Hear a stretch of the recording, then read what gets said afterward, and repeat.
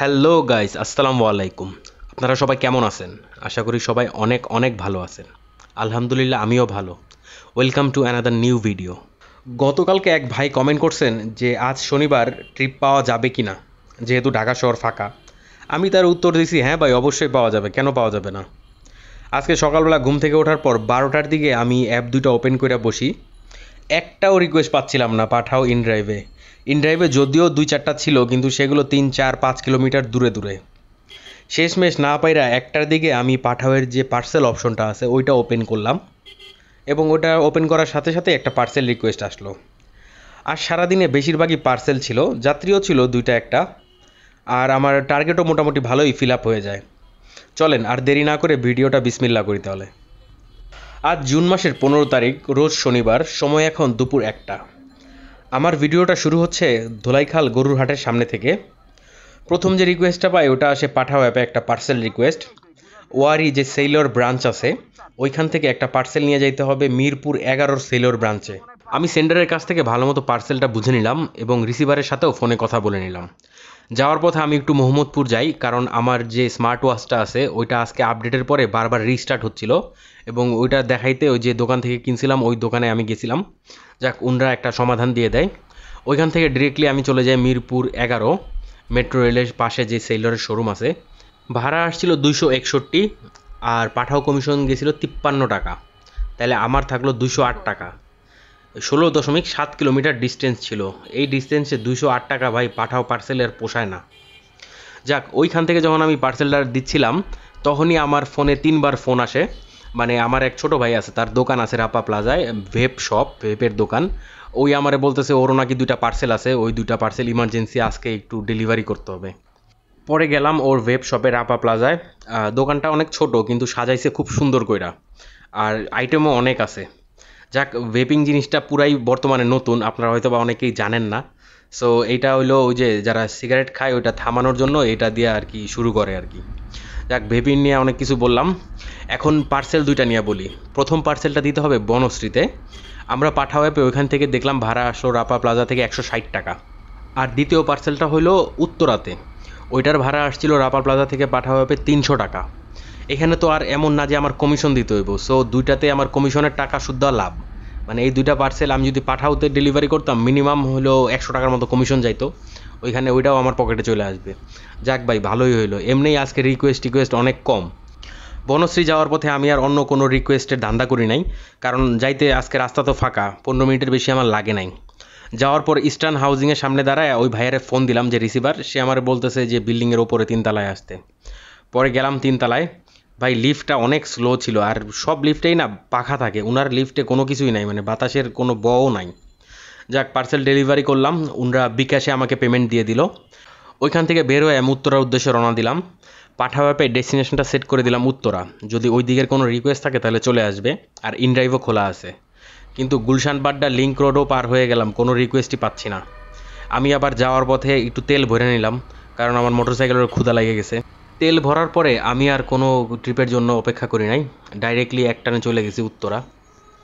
ভাই, যারা ঢাকা ছেড়ে গেছেন বা ঢাকা ছেড়ে যাচ্ছেন তারা এই 2-3 দিন ঢাকার যে মজাটা আছে এটা পাবেন না ভাই, অনেক মিস করবেন। আমি জানি না কারা কারা চলে গেছেন ঢাকা থেকে, একটু কমেন্টে জানায়েন। কারণ এই 2 ঈদেই শুধুমাত্র ঢাকা শহর এতটা ফাঁকা পাওয়া যায়, আর ফাঁকা পাইলেই মনে হয় টানি। আজকে আমিও টানছি 70-80-90 ইচ্ছা মতো টানছি, কারণ ছিল না কোনো যানজট, ব্রেকই ধরা লাগে নাই বলতে গেলে। আর এই গতির, বেপরোয়া গতির কারণেই ঝরে গেল একটা প্রাণ। ভাই, যখন বাসায় আসার পর নিউজটা দেখলাম খুবই মনটা খারাপ লাগলো। বনানীর যে কবরস্থানের ক্রসিংটা আছে ওইখান থেকে এক ভাইয়ারে নাকি বিনিময় বাস পুরাই শৈলের উপর দিয়ে উঠায়া, মানে একদম সাথেই স্পট ডেড হয়ে গেছে ওই বাইক চালক।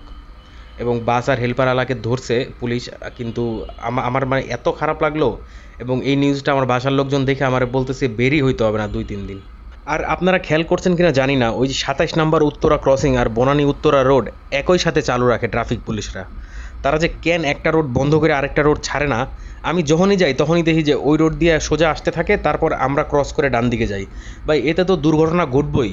আর এখন রাস্তা ফাঁকা, বাস চালকরা পুরাই আমগো মানে পাড়ায় পুরায় উপর দিয়ে উঠে যেমনে খুশি সেমনে চলে যাবে। এটা ভাই পুলিশদের আরও অনেক ভাই সচেতন হওয়া উচিত, এদের কারণেই আজকে এই অবস্থা হইতেছে। আর আমিও আপনাদের কাছে অনুরোধ করব একদম দেইখা শুইনা বুইঝা তারপরে রোড ক্রসিং করেন এবং বাইক চালান। ভাই একদম না পৌঁছানোর চেয়ে 5 মিনিট পরে বা 10 মিনিট পরে পৌঁছানো অনেক ভালো। আচ্ছা চলেন এই ভাইয়ার আগে পার্সেলটা ডেলিভারি করি। উনি দাঁড়ায় আছে উনার বাসার সামনে, উনার সাথে আমার অনেক ফোনে কথা হয়েছে কিন্তু উনার বাসা আমি খুঁজেই পাইতেছিলাম না। শেষমেশ পাইছি উনারে, পার্সেল দিয়ে দিলাম। ভাড়া আসছিল 300 টাকা, আর উনি পে করবে বিকাশে। উনার কাছে নাই ইন্টারনেট, উনি আমারে বলতেছে একটু হটস্পট দেন। পরে দিলাম উনারে হটস্পট, উনি আমারে 300 টাকা বিকাশ করে দিল। ওইখান থেকে বেরোয়ার সময় আমি পাঠাবে আরেকটা পার্সেল রিকোয়েস্ট পাই, এবং পার্সেলটা ছিল একটা খাম। ওইটা নিয়ে যাইতে হবে সেই কাফরুল। আমি পার্সেলটা কালেক্ট করলাম এবং সাথে সাথে ভাবলাম যে আরেকটা ট্রিপও নিয়ে যাব। ইনড্রাইভটা খুললাম, দেখলাম একটা ট্রিপ আছে উত্তরা 9 সেক্টর থেকে এক ভাইয়ের নিয়ে যাইতে হবে মাদানি এভিনিউ, মানে যেই 100 ফিট রোড আছে ওইটার মুখে যে গরুর হাট আছে ওইখানে যাবে উনি। পরে ওই ভাইয়ারে পিক করলাম, নিয়ে গেলাম সেই গরুর হাটে। আর ওই ভাইয়ারে যখন আমি ভাড়াটা অফার করছিলাম উনি দেখাইতেছিল 177 টাকা, আমি তারে 197 দিছি, উনি অ্যাকসেপ্ট করে নাই। উনাকে আমি যেখান থেকে পিক করছি ওইখান থেকে গন্তব্যস্থলের দূরত্ব হলো 14 কিলোমিটার। এখন একজন মানুষ কিভাবে 14 কিলোমিটার রাস্তা 177 টাকায় যাইতে চায় এটাই আমার মাথায় ঢুকে না। মানে আমাদের কিছু কিছু মানুষ আছে যাদের কিনা মানে বিবেক বলতে কিছু নাই। যাক, উনারে ড্রপ করলাম, উনি আমার 180 টাকা ভাড়া দিল, পার কিলোমিটার 13 টাকারও কম পাইছি এখানে। তারপর ওইখান থেকে বেরোয়ার সময় মানে প্রচুর জ্যাম ছিল, যেহেতু গরুর হাট, সব ট্রাকগুলো সামনে যেয়ে ঘুরে ঘুরে আসতেছিল। তাও আমি অনেক কষ্টে বেরোইছি। আর যাওয়ার সময় একটা গরু তো পুরাই দৌড়, মানে গরুর পিছে গরুর যে মালিক হে দৌড়াইতেছে, গরুর রশি ধরে গরুর ব্যাপারী দৌড়াইতেছে।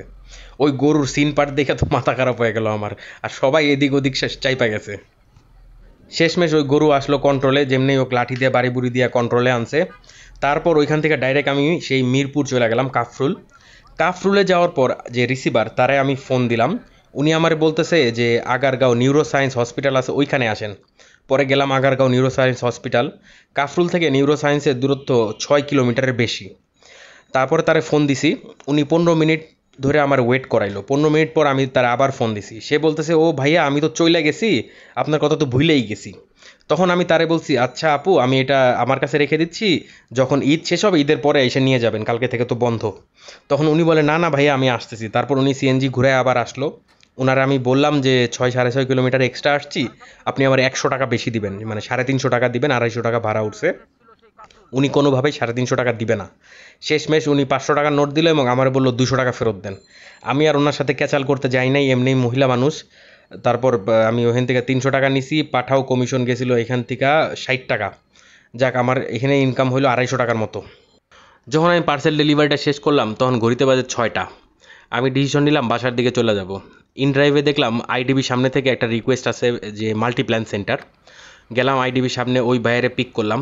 ভাইয়ার সাথে ছিল একটা বড় বাক্স, মানে বেশি বড় না, মানে বাক্সটা লম্বায় বড় কিন্তু এমনি চাপা। ওটার ভিতরে ছিল একটা কম্পিউটার। তারে নিয়ে ডিরেক্টলি গেলাম মাল্টিপ্ল্যান সেন্টার। আর ওই ভাইয়া যাওয়ার পথে বললো উনার নাকি সকালবেলা বাড়িতে যাওয়ার কথা, কিন্তু আজকে নাকি হঠাৎ করে আর্জেন্ট নাকি সেল চলে আসছে, এই জন্য আবার এটা নিয়ে এসে মাল্টিপ্ল্যানে যাইতেছে। যাক, তারে ড্রপ করলাম, ভাড়া আসছিল 120 টাকা। ওনার কাছ থেকে ভাড়া নেওয়ার পরে আমি রওনা দিলাম বাসার দিকে। কাটা বনের মোড়ে আসার পর আরেকটা রিকোয়েস্ট দেখলাম, আজিমপুর যে গার্লস হাই স্কুল আছে ওইখান থেকে এক ভাইয়া যাবো কাঠের পুল। আর কাঠের পুল হইলো আমার বাসার একদমই কাছে। রিকোয়েস্টটা দেখে তো আমি পুরা খুশি। আমি ভাবছিলাম মাল্টিপ্ল্যান থেকে খালিই যাওয়া লাগবে, কিন্তু শেষমেশ একদম বাসা পর্যন্তই ট্রিপ নিয়ে গেলাম। আজকে দিনের শুরুটা দেখা মনে হয়েছিল না যে শেষটা এরকম হইব, কিন্তু শেষ ভালো যার সব ভালো তার। এই ভাইয়ারও ড্রপ করে দিলাম এবং 7টার ভিতরেই আমি তার নামায় দিছি। ভাড়া আসছিল 120 টাকা। তার কাছ থেকে ভাড়া নিয়ে আমি ডিরেক্টলি বাসায় চলে আসি। চলেন তাহলে ভিডিওটা শেষ করার সময় চলে আসছে এবং চলে আসি হিসেবে। আজ দুপুর 1টা থেকে সন্ধ্যা 7টা পর্যন্ত ইনড্রাইভ এবং পাঠাও মিলায়া আমি মারছি হলো 870 টাকা। আর 2টা পার্সেল যে ডেলিভারি করছিলাম ওইটাতে পাইছিলাম 460 টাকা। যোগ করলে যে দাঁড়ায় 1330 টাকা। এইখান থেকে যদি আমি 250 টাকা তেলের জন্য বাদ দেই তাহলে আমার কাছে থাকবে 1080 টাকা। একবারে খারাপ না, তবে ঢাকা যেহেতু ফাঁকা আমি ভাবছিলাম যে আরেকটু বেশি হবে, 1500-1600 টাকার মতো হবে। কিন্তু কি করার, আর যতটুকু রিজিক আছে এর চেয়ে বেশি তো আর হবে না, তাই না? সো গাইস, আজকে এখানেই বিদায় নিচ্ছি। ইনশাআল্লাহ দেখা হবে নতুন আরেকটা ভিডিওতে। সে পর্যন্ত সবাই ভালো থাকবেন, সুস্থ থাকবেন আর নিরাপদে থাকবেন। যদি ভিডিওটা ভালো লাগে তাহলে অবশ্যই লাইক করবেন, সাথে শেয়ারও করে দিবেন। আর নতুনরা সাবস্ক্রাইব করতে ভুলবেন না। প্রশ্ন থাকলে কমেন্ট বক্সে করবেন, আমি অবশ্যই উত্তর দিব। সবাইকে অসংখ্য অসংখ্য ধন্যবাদ।